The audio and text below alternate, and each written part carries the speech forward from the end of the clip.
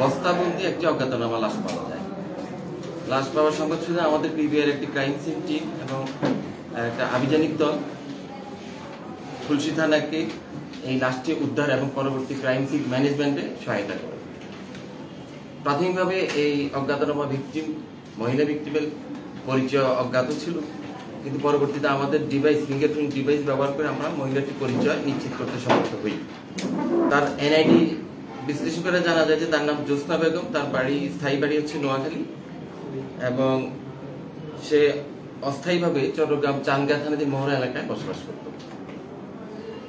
আমরা পরবর্তীতে তার মৃত্যুর রহস্য উদ্ঘাটন করার জন্য বিভিন্ন প্রক্রিয়া অবলম্বন করি, তথ্য প্রযুক্তির সহায়তা নিই এবং তথ্য প্রযুক্তির মাধ্যমে আমরা জানতে পারি যে এই মহিলাটি একজন গার্মেন্টস কর্মী ছিল এবং তিনি বন্দর থানাধীন বন্দর টিলা এলাকায় একটি বাসা ভাড়ায় থাকতেন এবং তার সাথে নয়ন বড়ুয়া নামে একজন গার্মেন্টস কর্মী যে কেডিএস গার্মেন্টস মহড়া এলাকায় চাকরি করত, তার সাথে পূর্ব পরিচয় ছিল।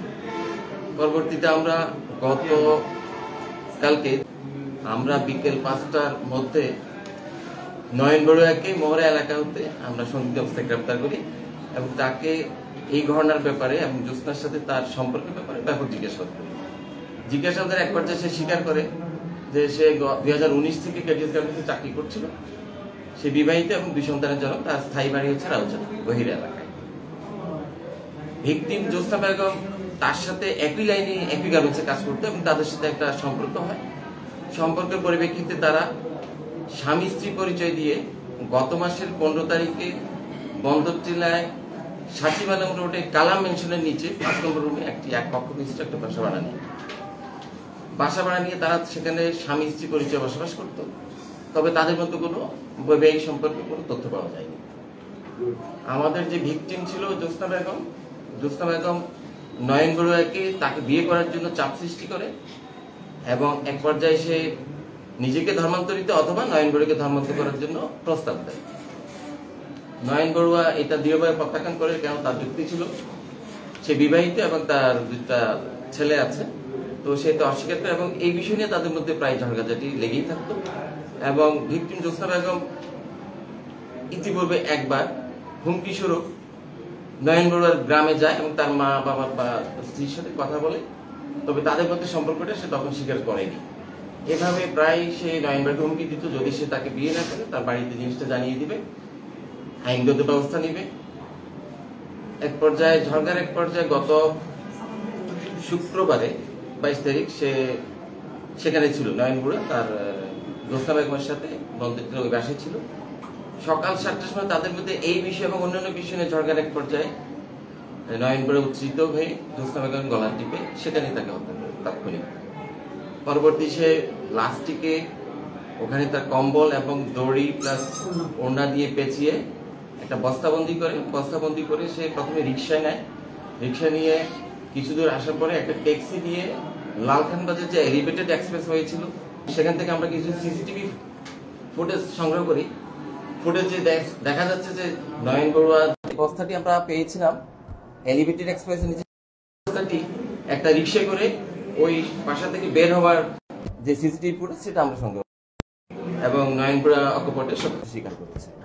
এ ব্যাপারে ভিকটিমের বড় বোন তৈবা বেগম বাদী হয়ে গতকালকে খুলশী থানায় একটি হত্যা মামলা রুজু করেছে। আমরা মামলাটির তদন্ত এবং ছায়াতদন্ত অব্যাহত রেখেছি। আমরা গতকালকে আসামিকে গ্রেপ্তার করে আজকে পর্যন্ত আমরা যতটুকু জানি সে একাই এই কাজটি করেছে, এখন পর্যন্ত সে তাই করেছে, তার সাথে অন্য কেউ ছিল না। যেহেতু মামলাটি এখনো তদন্তাধীন আছে, এখন পর্যন্ত সে একাই করেছে বলে স্বীকার করেছে। পাশাপাশি কথা বলেছেন ইপিজেড এবং অ্যাডজাসেন্ট এলাকায় হাজার গার্মেন্টস কর্মী আছে। আমাদের পুলিশ তরফ থেকে বিভিন্নভাবে জনগণকে সতর্ক করা হয় যে আপনারা আইডি কার্ড ছাড়া কাউকে বাসা ভাড়া দিবেন না। তো এই ক্ষেত্রে দেখা যাচ্ছে যে ভিকটিম নয়ন বড়ুয়াকে তার স্বামী পরিচয় দিয়ে কালাম মেনশনের যে এক কক্ষ বিশিষ্ট বাসাটি ভাড়া নেয় এবং বাড়িওয়ালাকে বলেছে সে তার কাছে এই মুহূর্তে আইডি কার্ড নাই, আইডি কার্ড দিচ্ছি করে 1 মাস পার হয়ে যায়। তো ওখানে একটা ট্রেন্ড আমরা দেখলাম যে ফ্রিকোয়েন্টলি গার্মেন্টস কর্মীরা বাসা চেঞ্জ করে, 1 মাস 2 মাস 3 মাস করে এবং কেউ তাৎক্ষণিকভাবে হয়তো আইডি কার্ড দেয় না, পরবর্তী হয়তো সরবরাহ করে। এক্ষেত্রে বাড়িওয়ালাদের কিছু গাফলতি আছে এবং আমরা এইসব এই যে বিড়ম্বনা এগুলো দুর্ঘটনা এড়ানোর জন্য আমরা সমস্ত বাড়িগুলো সিএমপি তরফ থেকে ইতিপূর্ব সমস্ত বাড়িওয়ালা যারা বাসা বাড়াতে তাদেরকে অনুরোধ করা হয়েছিল একটা সিটিজেন ফোরাম, একটা ফর্ম তৈরি ছিল এবং প্রত্যেকটা নাগরিককে তাদের ভাড়াটিয়া সম্পর্কে তথ্যাদি এবং তাদের আইডি কার্ড সংগ্রহের ব্যাপারে ইতিপূর্বে থানা পুলিশ থেকে একাধিকবার তাগিদ দেওয়া সত্ত্বেও কোনো কোনো বাড়িওয়ালা এটা ইগনোর করেন এবং পুলিশের অজান্তে বাসা ভাড়া দেন। তো এই ব্যাপারে আমরা পুলিশি সতর্কীকরণ এবং অন্যান্য আইনগত ব্যবস্থা প্রক্রিয়া দিই। ভিকটিম এবং জোস্তাব এবং কেডিএস গার্মেন্টসের যে মহড়া কেডিএস গার্মেন্টস চাকরি করতো, এটা গত 1 বছরের মধ্যে তাদের মধ্যে এটা সম্পর্কটা 1 বছর পরে তাদের মধ্যে গাঢ় সম্পর্ক তৈরি হয় অলমোস্ট 3 মাস বা 4 মাস এরকম থেকে। এর মধ্যে তাদের মধ্যে পূর্ব পরিচয় ছিল এবং আমাদের ভিকটিম সে বিবাহিত ছিল। গত 24/9/2024 তারিখ তার স্বামীকে সে তালাক দেয়। এটা এখন অজ্ঞাত সে কেন তার স্বামীকে তালাক দিয়েছে। আসামি কেডিএস গার্মেন্টস এর সুপারভাইজার ছিলেন এবং তার একই লাইনে এই আমাদের ভিকটিম এবং কাজ করতেন। তো যেহেতু সরাসরি তার আন্ডার কমান্ডে ছিল, সেহেতু তাদের মধ্যে একটা প্রতিদিন দেখা সাক্ষাৎ কথাবার্তা হতো, এর মধ্যে একটা সম্পর্ক গড়ে উঠত। ধর্মান্তরিত এখানে মুখ্য ঘটনা ছিল না, মূলত ছিল যে ভিকটিম চাইতো যে নয়ন বড়ুয়া সবসময় তার সাথে থাকুক, তাকে বিয়ে করুক এবং এমনও বলেছে যে তুমি শুধু বেতন পেলে তুমি তোমার গ্রামের বাড়িতে যাবা, আদারওয়াইজ মাসের বাকি দিনগুলো আমার সাথে থাকতে হবে। এরকম একটা বাধ্যবাধকতা তাকে নয়ন বড়ুয়ার উপর চাপিয়ে দিয়েছিল সে। এতে নয়ন বড়ুয়া ক্ষুব্ধ ছিল।